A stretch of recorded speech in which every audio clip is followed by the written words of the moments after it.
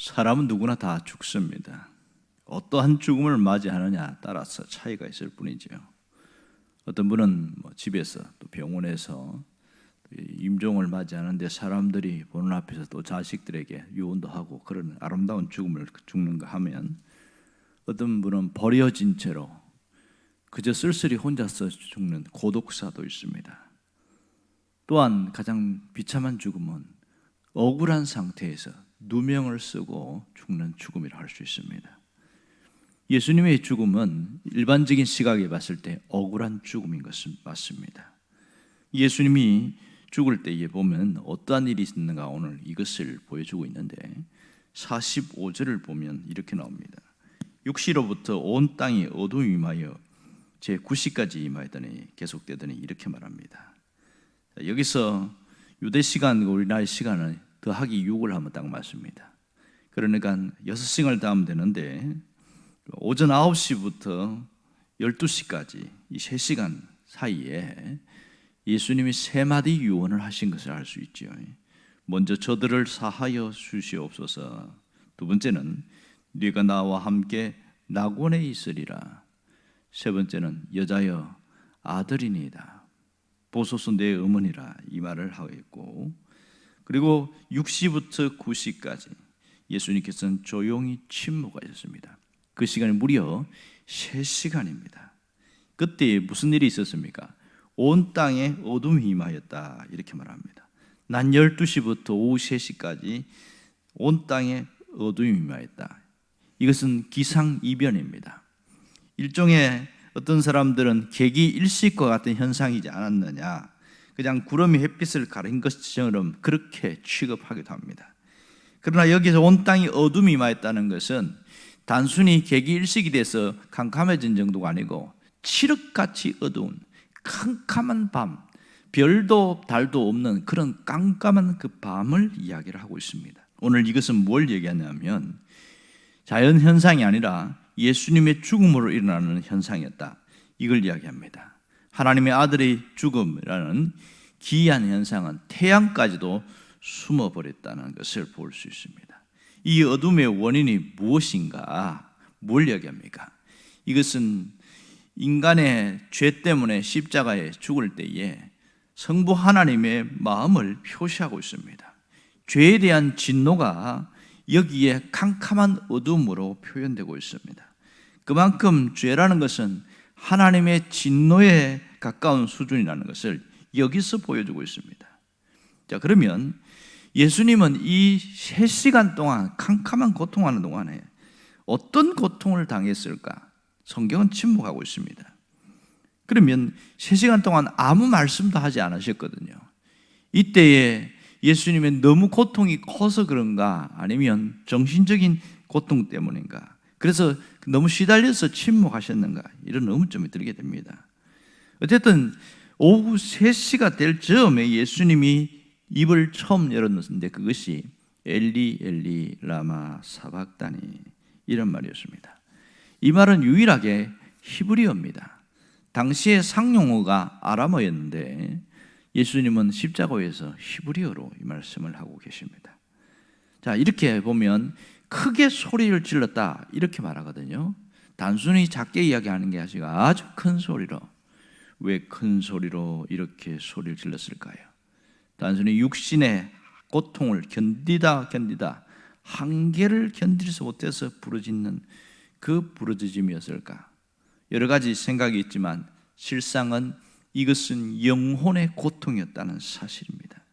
예수님이 십자가에서 말씀하신 네 번째 말씀은 죄 때문에 당하는 영혼의 고통이 얼마나 큰지를 우리에게 보여주고 있습니다. 십자가 위에서 나의 하나님 어찌하여 나를 버리셨나이까? 이 속에서 죄가 얼마나 무서운지를 알 수 있습니다.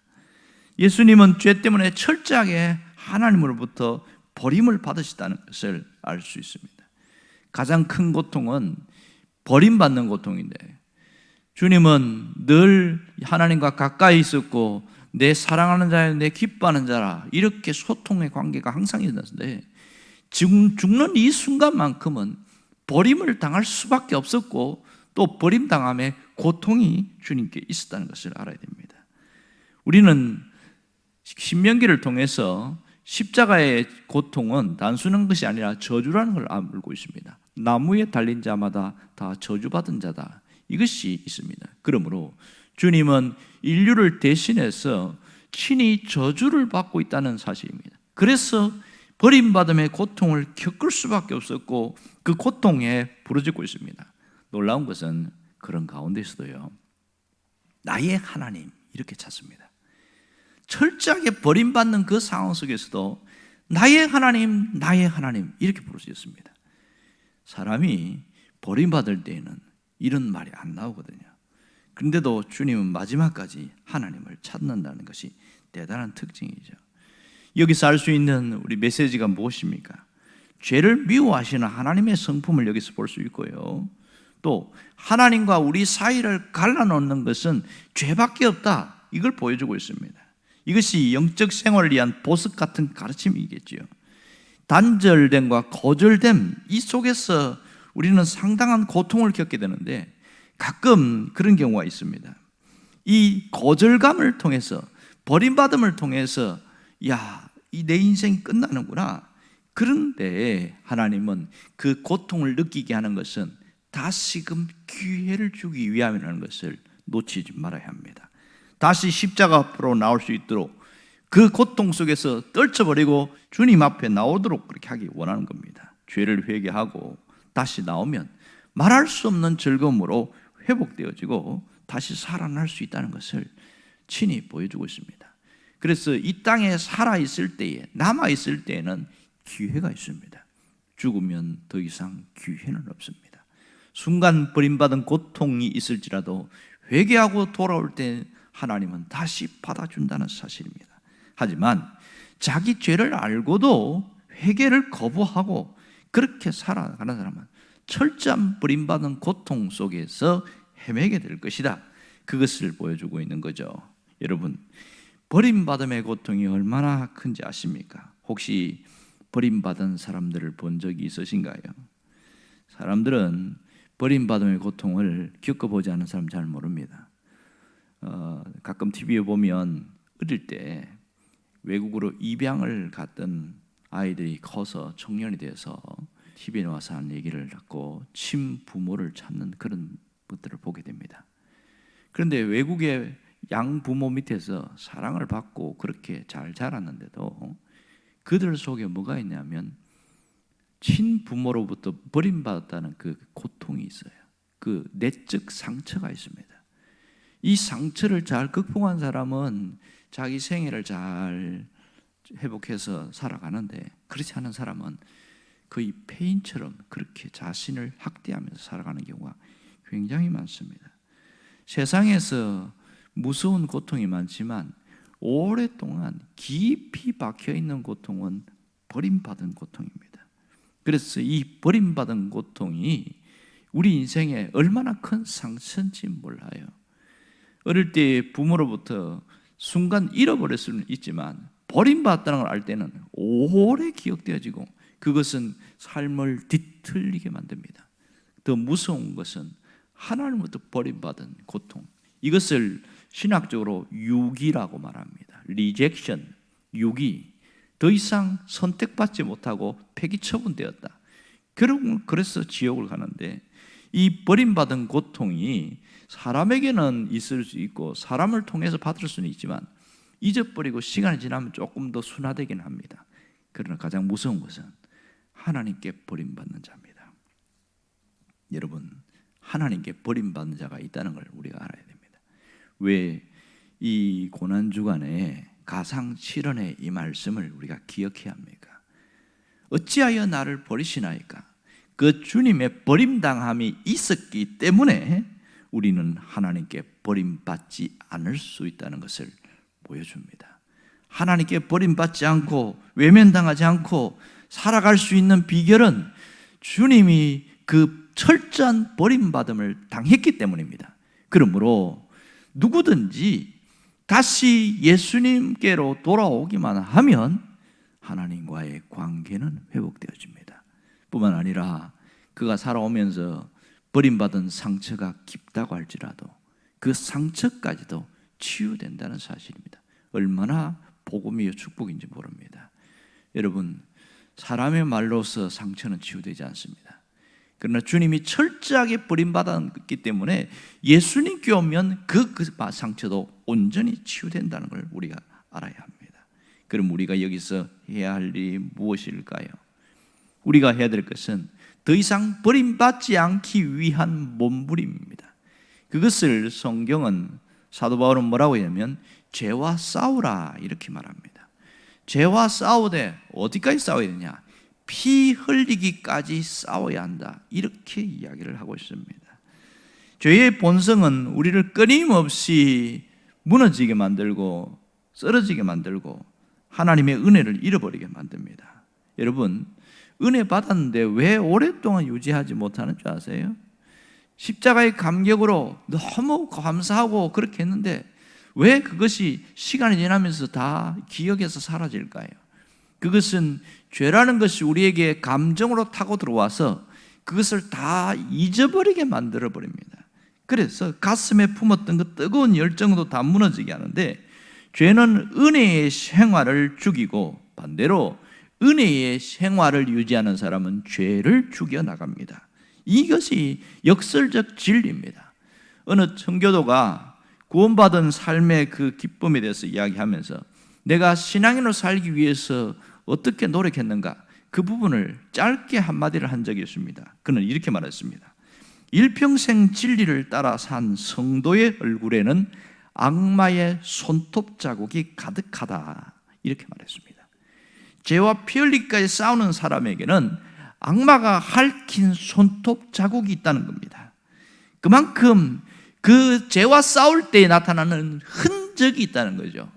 이것을 사도 바울은 예수의 흔적이다 이렇게 말했습니다. 예수의 스티그마가 있다는 거예요. 예수의 흔적을 갖고 살아가는 것, 그것이 주님 앞에 갈 때 영광스러운 흔적이라는 것을 알아야 합니다. 우리가 오늘 여기에서 무엇을 해야 됩니까?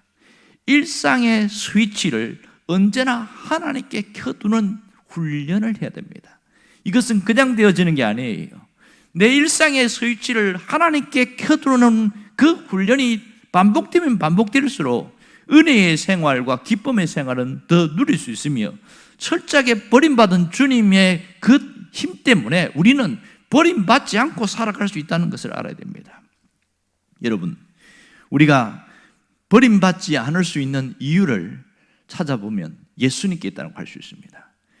여러분, 2차 세계대전에 있었던 이야기를 한 번 한 적이 있는데, 유대인들이 나치를 피해서 숨다가 결국은 끌려갔는데, 그 지하실에 보면 그 벽에다가 글씨를 써놓은 것 얘기를 한번 소개한 적이 있습니다. 그때에 이 사람이 뭐라고 써놨냐면, 해가 비치지 않을 때에도 나는 해가 있음을 믿는다. 사랑을 느낄 수 없을 때에도 나는 사랑이 있음을 믿는다. 하나님이 침묵하실 때에도 나는 하나님이 계심을 믿는다. 이렇게 써놓았어요. 여러분은 무엇을 믿고 있습니까? 해가 비치지 않을 때에, 또 하나님의 사랑이 느껴지지 않을 때에, 하나님이 침묵하는 것처럼 느껴질 때, 여러분은 어느 방향으로 스위치를 켜고 있습니까? 예수님의 절망에 찬 이 부르짖음을 통해서 보여주는 것은 모든 고통에도 희망이 있다는 사실입니다.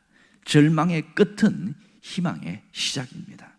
우리가 당하는 고통의 끝자락에 기다리고 계시는 주님을 배울 수 있어야 됩니다. 왜냐하면 십자가에서 가장 절규하고 고통하는 그것이 끝났을 때 바로 부활이 기다리고 있습니다. 고난은 기쁨이 익어갈수록 고통의 끝에 다가오는 희망의 부활이 기다리고 있습니다. 그러므로 어떤 의미에서 의미 없는 절망은 없습니다. 하나님이 침묵하시는 것처럼 보이지만 그 속에서 놀랍게 역사하시고 일하신 하나님을 볼 수 있어야 됩니다. 절망의 깊은 터널이 끝날 때에 행하실 하나님을 바라볼 때에 우리는 신앙을 잃어버리지 않습니다. 하나님이 나를 향하여, 나를 위하여 행하실 놀라운 그 계획, 그 역사하심을 신뢰한다면 우리는 반드시 승리할 수 있습니다.